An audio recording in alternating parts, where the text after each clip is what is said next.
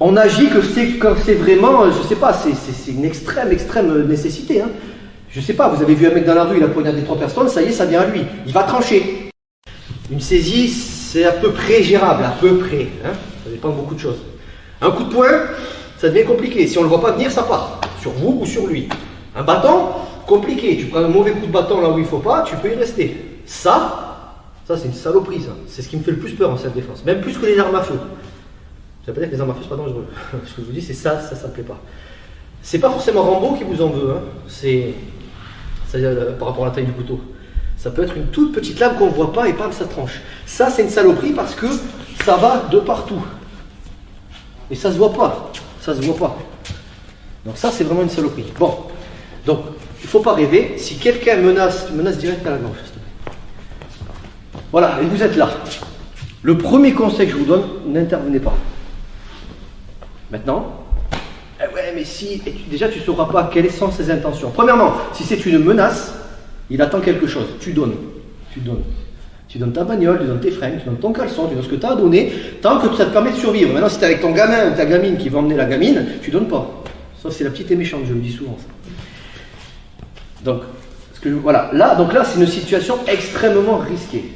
Pour moi, mais surtout pour lui en priorité.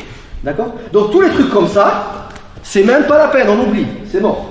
Donc là, il faut agir sur le bras armé, intelligemment. Si vous frappez, il tranche, c'est foutu. Mettez-vous la pression doucement, il appuie un peu là, voilà.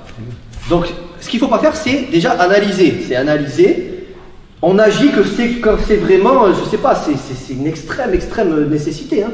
Je sais pas, vous avez vu un mec dans la rue, il a poignardé 3 personnes, ça y est, ça vient à lui. Il va trancher. Là, ouais, on peut peut-être faire quelque chose. Si on a le temps, c'est de la théorie. Si on a le temps, on analyse. Généralement, on n'a pas le temps. Bon. Là, on part sur le principe qu'on a le temps. On est là pour travailler. Peut-être que vous aurez le bon réflexe au bon moment. D'accord?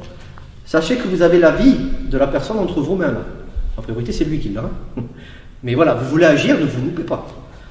Ça, c'est pour mettre les gens en condition. Donc ça, c'est pas la peine. Vous devez aller à l'opposé de la lame. Donc vous allez faire ça. En explosivité, vous allez essayer d'attraper, de mordre. Et là, vous avez la vie du gars et la vôtre après. Parce que vous l'avez sauvé le temps d'une seconde, ça vient à vous après. Hein. Vous mordez le bras.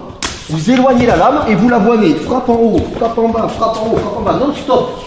Là, je parle bien de non-stop. Jusqu'à ce qu'il lâche l'arme ou qu'il s'écroule. Il n'y a pas de je change de main, je fais des clés que dalle. Je frappe. C'est un conseil. Là, on parle de survie extrême. Hein. On le fait, si vous pouvez, vous tapez en même temps. Vous n'avez qu'une chance. Là, ok, lui, il a le temps de prendre la fuite. Ou il peut m'aider s'il veut. Mais ce que je veux dire, c'est que là, vous vous loupez, c'est vous qui crevez, et peut-être lui juste après. Alors, encore une fois, s'il te plaît, menace. Si vous, voilà, tiens, tu veux quoi, son portefeuille, tiens. Voilà, c'est bon. Si vous pouvez, vous essayez de désamorcer calmement, vous donnez. Si tu ne peux pas, t'agis intelligemment.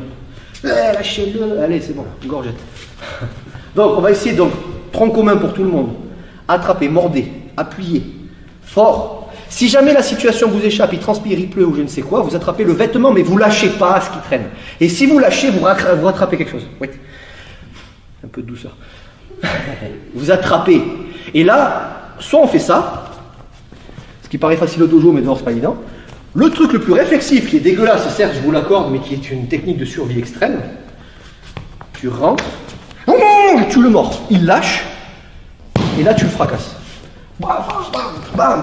Si tu peux, quand tu te barres, si tu peux, tu récupères la lame, tu fais gaffe de ce que tu en fais, sur lui ou sur toi. Si tu souhaites aller encore plus loin, à savoir décupler tes connaissances en self-défense, devenir confiant et efficace en situation réelle, mais ce que je t'invite à faire, c'est à cliquer juste ici.